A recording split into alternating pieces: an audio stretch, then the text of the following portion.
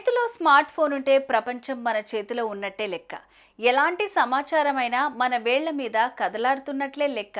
గూగుల్కున్న పవరే అది. అయితే నాలెడ్జ్ పెంచుకునేందుకు గూగుల్లో మంచి విషయాల గురించి వెతకండి, కానీ కొన్ని విషయాల గురించి తెలుసుకునేందుకు గూగుల్ చేస్తే మాత్రం జైలుకి వెళ్ళడం ఖాయం. అయ్యేంటో క్లుప్తంగా తెలుసుకుందాం.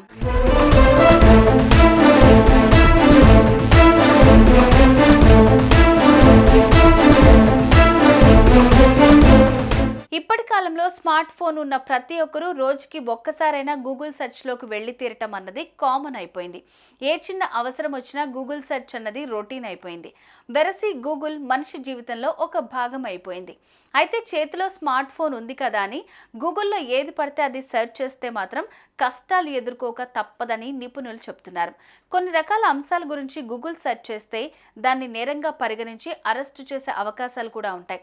వాటిలో మొదటిది, గూగుల్ సెర్చ్లో చిన్నారుల అశ్లీల చిత్రాలకు సంబంధించి ఏదైనా సెర్చ్ చేయటం లేదా షేర్ చేయటం లాంటిది తీవ్రమైన నేరం, చట్టవిరుద్ధం. ఇలాంటివి చేసేవారి గురించి ఈజీగా తెలుసుకునేంత టెక్నాలజీ సైబర్ పోలీసుల దగ్గరుంటుంది. చిల్డ్రన్ పార్న్ వీడియోల గురించి సెర్చ్ చేసేవారి IP అడ్రస్ పట్టుకుని వారిని అరెస్ట్ చేసి జైలుకు పంపిస్తారన్నది గుర్తుంచుకోవాలి. దేశంలో చిన్నారులపై అఘాయిత్యాలు పెరుగుతున్న నేపథ్యంలో భారత ప్రభుత్వం ఇచ్చిన ఆదేశాల మేరకు ఇలాంటి సెర్చ్ల మీద ఓ సైబర్ పోలీసు దృష్టి సారిస్తున్నారు.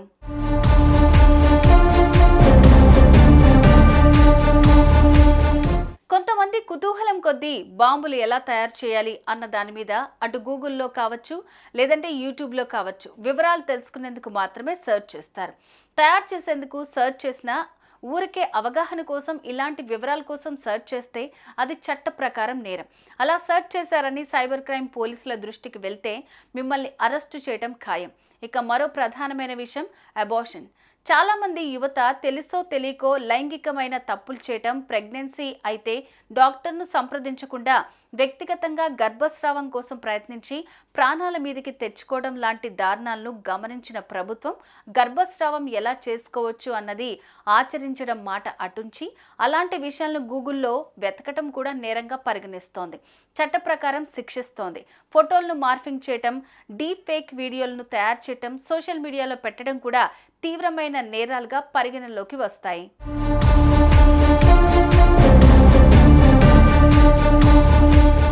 గూగుల్ సెర్చ్ చేయటమే కాదు, కొన్ని కంటెంట్లను అప్లోడ్ చేసే విషయంలో కూడా జాగ్రత్తగా ఉండాలి. ఆషామాషిగా ఏది పడితే అది సోషల్ మీడియాలో అప్లోడ్ చేస్తే పెద్ద చిక్కుల్లోనే పడిపోయే ప్రమాదం ఉంది. మతపరమైన భావోద్వేగాలను రెచ్చగొట్టే విధంగా ఉన్న దృశ్యాలు చిత్రీకరించి లేదా సోషల్ మీడియాలో దొరికిన వీడియోలను రీఅప్లోడ్ చేస్తే వాటిని ఒరిజినల్గా అప్లోడ్ చేసిన వారిని కాదు, రీఅప్లోడ్ చేసిన వారి మీద కూడా పోలీసులు నాన్ బెయిలబుల్ కేసులు పెడతారు.